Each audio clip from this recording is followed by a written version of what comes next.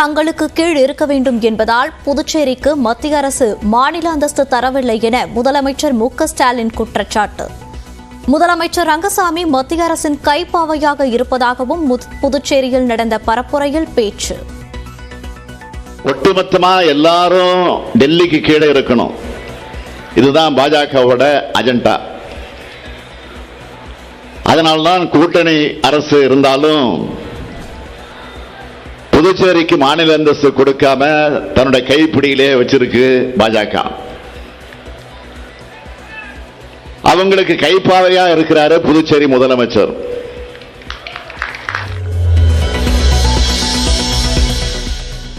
சென்னை தாம்பரம் ரயில் நிலையத்தில் நெல்லை எக்ஸ்பிரஸ் ரயிலில் கட்டுக்கட்டாக 4 கோடி ரூபாய் ரொக்கம் பறிமுதல். திருநெல்வேலி பாஜக வேட்பாளர் நயினார் நாகேந்திரனின் உறவினர் உள்பட 3 பேர் பிடிபட்டனர்.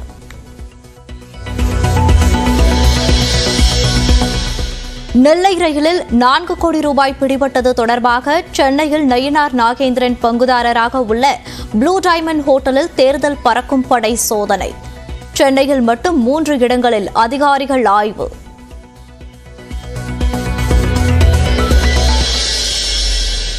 திருச்சி மாவட்டம் லால்குடி அருகே நடிகை மஞ்சு வாரியரின் காலை நிறுத்தி தேர்தல் பறக்கும் அதிகாரிகள் சோதனை. செல்ஃபி எடுத்து மகிழ்ந்த ரசிகர்கள்.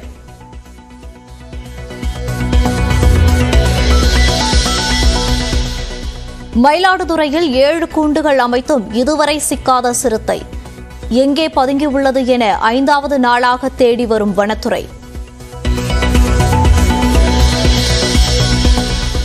அதிமுக ஆட்சியில் என்னென்ன சீரழிவுகள் நடந்தது என பட்டியலிட முடியுமா என மு.க.ஸ்டாலினுக்கு எடப்பாடி பழனிசாமி கேள்வி. ஆதாரத்துடன் தெரிவித்தால் பதில் கூற தயார் என சவால். சீரழித்து விட்டோம், நீங்கள் தான் சீரழித்து விட்டீர்கள். ஏழை எளியவர்களுக்கு கொடுக்கப்பட்ட திட்டத்தை கூட நிறுத்தி தமிழகத்தை சீரழித்த கட்சி திமுக கட்சி, திமுக அரசாங்கம். திரு ஸ்டாலின் அவர்களே, இந்த மேடையிலிருந்து நான் கேட்கின்றோம், என்னென்ன சீரழித்தோம் என்ற பட்டியலை சொல்லுங்கள். அதற்கு தகுந்த பதிலை நாங்கள் சொல்கிறோம், தகுந்த பதிலை சொல்கிறோம். ராமநாதபுரம் தொகுதியில் பட்ஜ் சுட்டு வாக்கு சேகரித்த ஓ. பன்னீர்செல்வம்.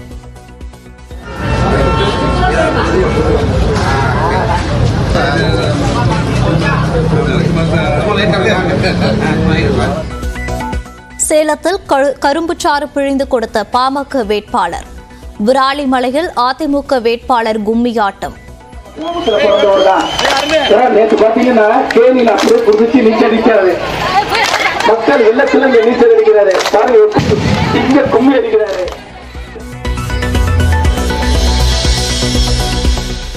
மோடி எதிர்ப்பு என்பது தனிமனித எதிர்ப்பு அல்ல, கொள்கை ரீதியான எதிர்ப்பு. நியூஸ் 18 தமிழ்நாட்டின் களம் 18 நிகழ்ச்சியில் திமுக துணை பொதுச் செயலாளர் கனிமொழி விளக்கம். ஒரு கட்சியையோ இல்லைன்னா ஒரு மனிதரையோ எதிர்ப்பதில்லை. அந்த மனிதரும் அந்த கட்சியும் எந்த கொள்கைகளை சார்ந்திருக்கிறார்கள், அவங்க எந்த கொள்கையை முன்வைக்கிறாங்களோ அதை தான் எடுத்துக்கிறோம். கோவை வெள்ளலூர் குப்பை கிடங்கில் பயங்கர தீ விபத்து. கடும் புகை மூட்டத்தால் சுற்றுவட்டார பகுதி மக்கள் அவதி.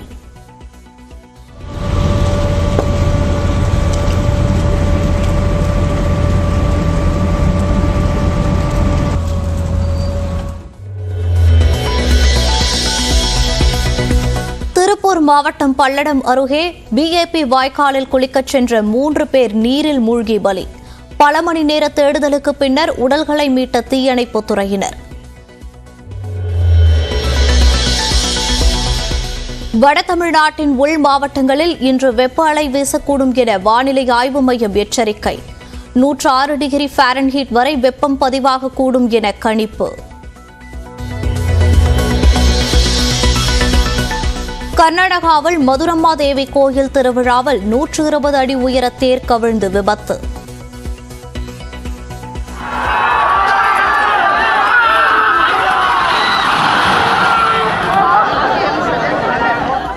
அலறியடித்து ஓடி உயிர் தப்பிய பக்தர்கள்.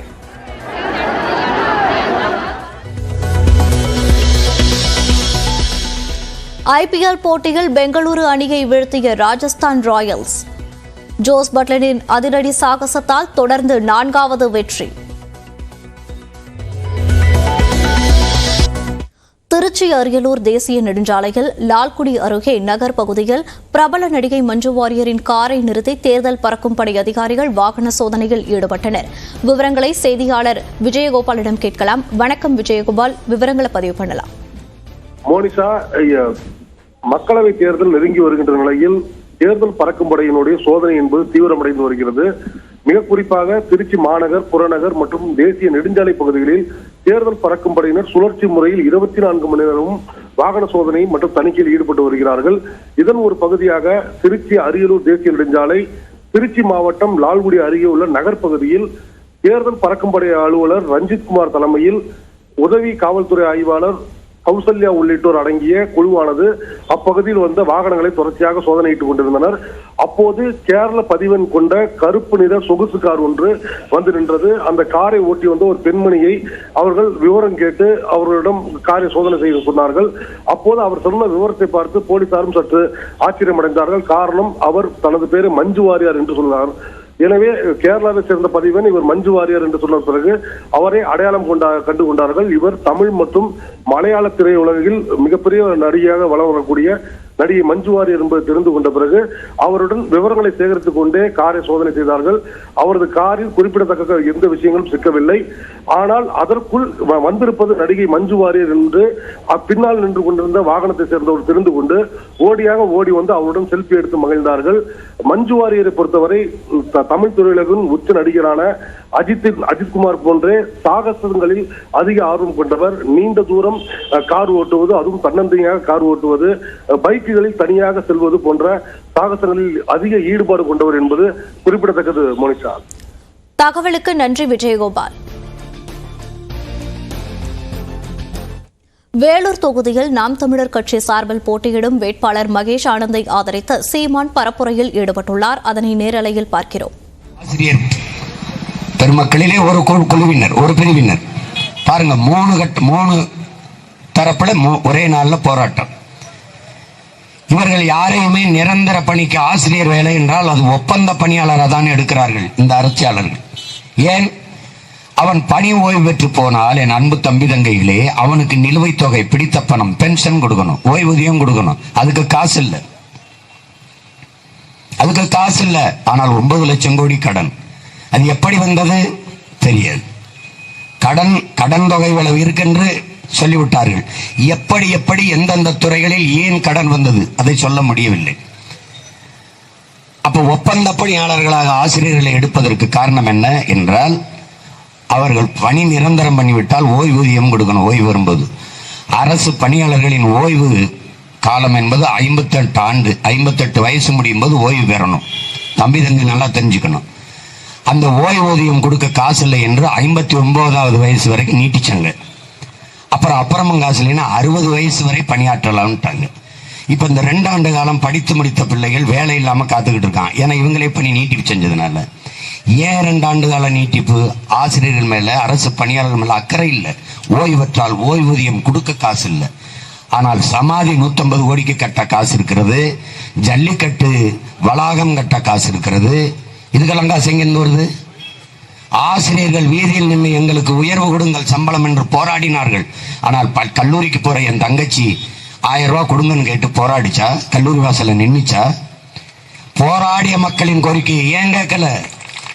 என் தங்கச்சி கேட்கறது 1000 ரூபாய் இல்லை. யாருமே பெருமக்களே, என் மாணவ தம்பி தங்கைகள் கேட்பது இலவச பஸ் பாஸ் அல்ல. கல்வியை தரமாக நான் காசு கொடுத்து படிக்கிறேன். 10 லட்சம், 5 லட்சம், 15 லட்சம் பணம் கட்டி படிக்கிறேன். அந்த கல்வியை இலவசமாக, சரியாக, சமமாக, தரமாக தா. 1000 ரூபாய் நீனே வச்சுக்க. இதான் எங்க தங்கச்சி கேட்கறது. நீ 1000 ரூபாய் மாசம் கொடுக்குற, 1000 ரூபாய் மாசம் கொடுக்குறீங்க. ஆனால் நான் கல்வி கட்டணம் எவ்வளவு செலுத்துறேன்? அதுக்கு யார் பதில் தருவது? 1000 ரூபாய் எங்க அம்மாவுக்கு கொடுக்குறீங்க. தண்ணி மட்டுமே எங்க அம்மா மாசத்துக்கு 3000க்கு வாங்கி குடிக்கிறா. சமைக்க, குடிக்க 3000 ரூபாய் தேவைப்படுது. ஒரு நாள் கணக்கு போட்டா 30 ரூபாய். 1000 ரூபாய் மாசம்னா நம்ம அம்மாவுக்கு 30 ரூபாய். 35 ரூபாய் சம்பாதிச்சாதான் அவன் வறுமை கோட்டுக்கு மேல போறான்னு அரசு சொல்லுது. 35 ரூபாய். ஒரு இட்லி எவ்வளவு? ஒரு இட்லியே 35-40 ரூபா. ஒரு இட்லி கூட வக்கு இல்லாத காசு இந்த 30 ரூபா ஒரு நாளைக்கு. நான் உங்க மகன் என்ன சொல்றேன், இருந்த இடத்திலே எங்க அம்மா ஒரு நாளைக்கு 1000 ரூபாய் சம்பாதிக்கிற வருவாய் பெருக்கத்துக்கான வசதியை வாய்ப்பை நான் ஏற்படுத்தி கொடுக்கிறேன். என் தாயை கையேந்த வைக்கிறது, என் தாயை 1000 ரூபாய்க்கு கையேந்த வைக்கிறது ஒரு தமிழ் மகனா எனக்கு தன்மான இழப்புன்னு நான் நினைக்கிறேன். ஏன்னா நான் உலகத்துக்கு சோறு போட்ட இனத்தின் மகன்.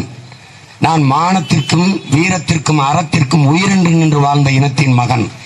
சோறு வடிச்ச தண்ணி ஆறா ஓடிச்சு என்ற சங்க இலக்கிய பாடல் திருத்தக்க தேவர் சீவக சிந்தாமணியில் நம்முடைய பாட்டன் போவோர் வருவரெல்லாம் வாசலில் நின்று கொண்டு கணவனும் மனைவியும் எங்கள் வீட்டில் வந்து விருந்தொண்டு போங்கள், நாங்கள் மல்லிகை பூ போல சமைத்து வைத்திருக்கிறோம், சாப்பிட்டுட்டு நீங்க வெறுங்கையோட போக வேண்டாம், பொன்னும் மணியும் வைரமும் வைடூரியமும் அள்ளித்தாரோம், பட்டாடைகளும் நிறைய தருகிறோம் பரிசாக, சாப்பிட்டுட்டு கொண்டு போங்க என்று போவார் வருவரெல்லாம் அழைத்து விருந்து படைத்து உபசரித்த ஒரு இனத்தின் மகன் 1/2 கிலோ அரிசிக்கு கையேந்தி நிற்கிறான் பொங்கல் என்றால்